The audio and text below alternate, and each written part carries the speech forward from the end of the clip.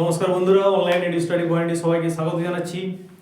যারা প্রাথমিক শিক্ষক নিয়োগ 2025 প্রক্রিয়ায় অংশগ্রহণ করেছেন তারা গভীর উৎকণ্ঠার মধ্যে আছেন যে বাংলা মাধ্যমের ইন্টারভিউ কবে শুরু হবে আর কি।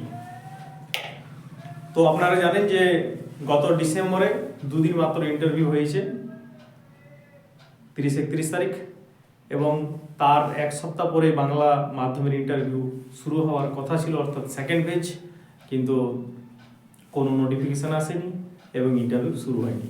তাহলে কি প্রাথমিক শিক্ষা পর্ষদ চাইছে যে প্রসেসটা ডিলে করে বিধানসভা ভোট পর্যন্ত নিয়ে যায়, না অন্য কোনো তাদের কৌশল আছে যে খুব তাড়াতাড়ির মধ্যে ইন্টারভিউ নিয়ে আর অন্য কিছু ব্যাপার আর কি?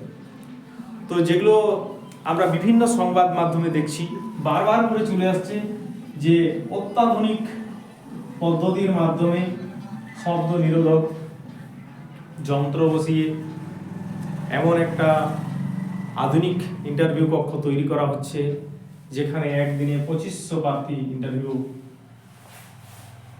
দিতে সক্ষম হবে। কিন্তু কবে থেকে শুরু হবে, যেটা বলেছিল তৃতীয়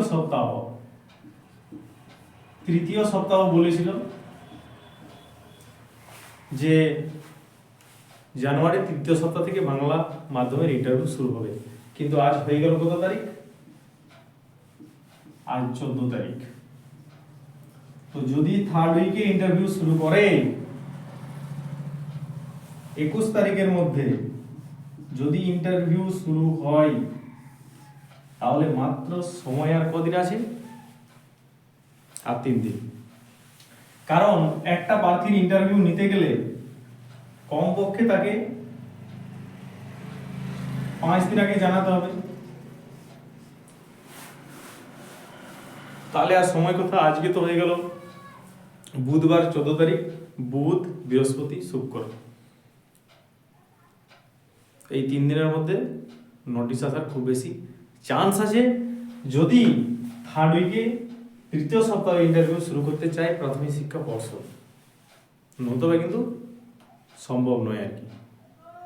হাজারো খবর ছড়াক যে বিরাট ব্যাপার, বিরাট প্রস্তুতি, 3000 ইন্টারভিউ একই দিনে, 2000 ইন্টারভিউ একই দিনে, কিন্তু আমরা সেরকম কোনো প্রসেস দেখতে কিন্তু পাচ্ছি না। অন্তত নোটিফিকেশনটা আজ পর্যন্ত চলে আসতো আর কি, সেটা ডিলে হওয়ারই বেশি সম্ভাবনা আছে, আর না হয় এই 3 দিনের মধ্যে নোটিফিকেশান আসতে পারে।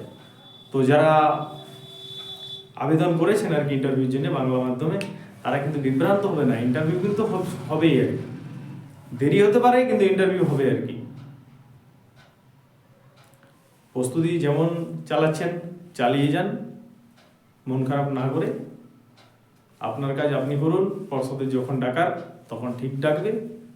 মোট কথা, ভোটের আগে যদি নিয়োগ না হয় ইন্টারভিউটা কমপ্লিট কিন্তু হচ্ছে আর কি। আর যদি নোটিফিকেশান এলেই সেটা বোঝা যাবে আর কি যে কত টেবিল করছে, কোন কোন ডিস্ট্রিক্ট একদিনে ডাকছে, তাহলে আমরা বুঝতে পারবো আর কি যে বিধানসভা ভোটের আগে নিয়োগ হবে কিনা।